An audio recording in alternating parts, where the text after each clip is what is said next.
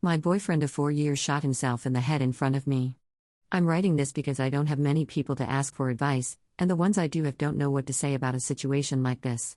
I, F, 22, watched my boyfriend, M, 25, shoot himself in the head in front of me and a close friend/family member of ours on Memorial Day earlier this year.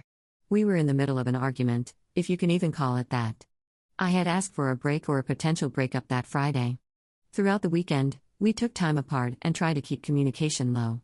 Obviously, he was devastated and so was I. My reasoning for the break was complicated yet simple.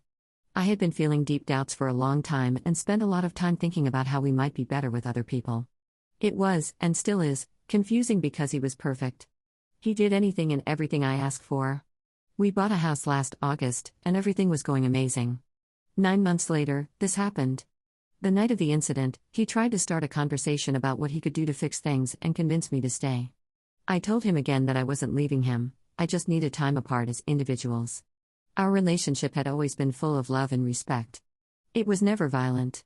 So I thought we could handle this while still living together until we figured out what to do about the house if we separated. I had no clear answers to give him. I kept repeating that he did nothing wrong and that even I didn't know what he could do differently. We had previous conversations about my doubts and what we could both do to make it better. But this time, I just felt sure, and I had nothing else left to say. I could see he was hurt, and he started to get very aggressive, something I had never seen before. I won't go into all the details, but he did some shocking things, including choking our dog. This was behavior I had never seen from him, ever. As things escalated, he started pacing in and out of the kitchen where it began. One of the times he walked out, I grabbed my phone and texted my best guy friend, who is also his cousin.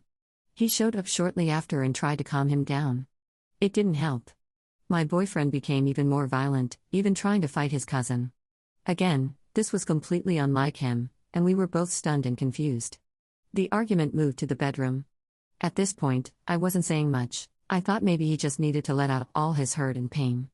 When he choked our dog, I screamed, slapped him, and told him to get out of the house. After that, I tried to avoid him. Our house is fairly big, so I had moments to slip into another room and hide for a bit. He caught me in the bedroom putting on my shoes because if he wasn't going to leave, then I was. He keeps his weapon on his nightstand in a holster I bought him from Amazon the year before.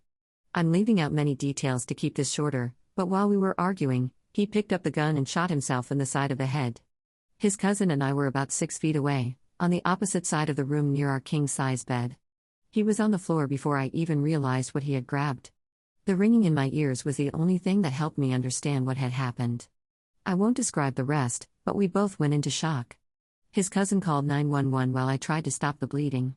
That same night, while I was inconsolable, my boyfriend's mother called me. I handed the phone to his cousin.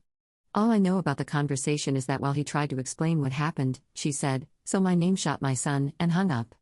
I wasn't allowed to leave the scene for a while, not that I cared. I was panicking for hours.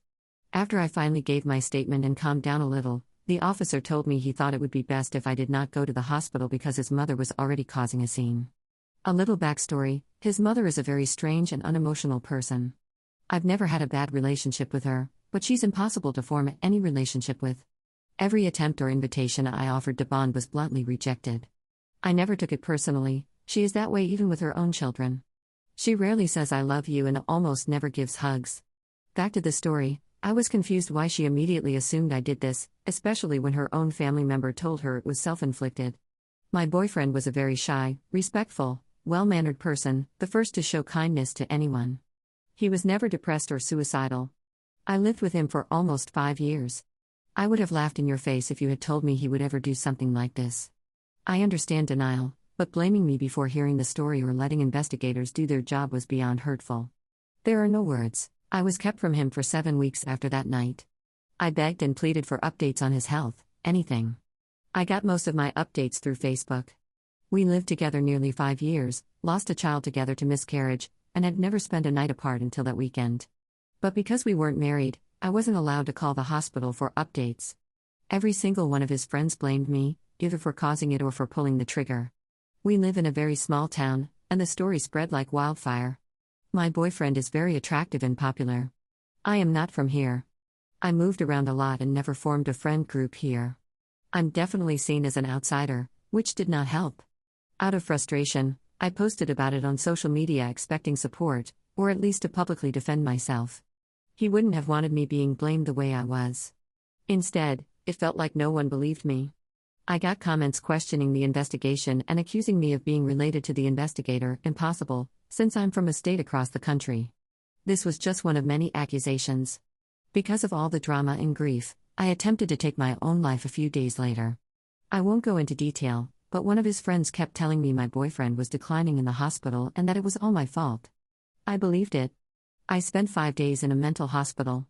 When I got out, my boyfriend was doing better. It has now been 7 months. Only about 2 months ago was I finally allowed to visit him without issues. Even after he woke up and asked for me, his family denied him that. There are so many more details I haven't mentioned, but I'll share them when I can. I now work 2 jobs Monday through Saturday trying to afford our house payment, which went up $400, it's now almost $2,000 a month. We also have 5 animals that I take care of alone now. I'm exhausted all the time. I'm trying to sell the house because I don't think I have another option. The housing company isn't offering any help. I am looking for any and all advice. I want to clarify, yes, I called him my boyfriend in this post for simplicity, but technically I won't be pursuing a relationship anymore, especially after witnessing what he did in front of me. I worry about a lot of things, and to put it lightly, the trust is gone. He struggles with short-term memory issues now and doesn't remember the incident. I told him I asked for a break and why. He understands, but for months I've had to remind him daily that we are not together. I also reassure him that I'm not abandoning him and that I plan to be there during his recovery. His family is truly horrible, so I can't just leave him, and honestly, I don't want to. His mom rarely visits him. His grandma is the only one who comes daily and makes sure the staff is taking care of him properly. It's complicated. I feel stuck. I don't know if walking away is what's best for both of us, but it feels morally wrong. Staying feels wrong too, because he still wants to kiss me and pretend we're together, and I know I cannot go through this again. I don't know if he forgets our conversations or just refuses to accept them. Any and all advice is welcome. Please be kind. I need advice about the relationship, what to do about the house, and legal advice, because his mother, as next of kin, didn't pay his bills, kept me from seeing him while he was conscious and asking for me, and made 2 GoFundMes totaling nearly $20,000, while the one my family made for me was reposted by their family as a fraud, even though we share nearly all bills and own our home together. There is much more I need to explain, but I'll have to add the rest later when I have time. Thank you in advance for any kind words and guidance. This has truly been a nightmare come to life.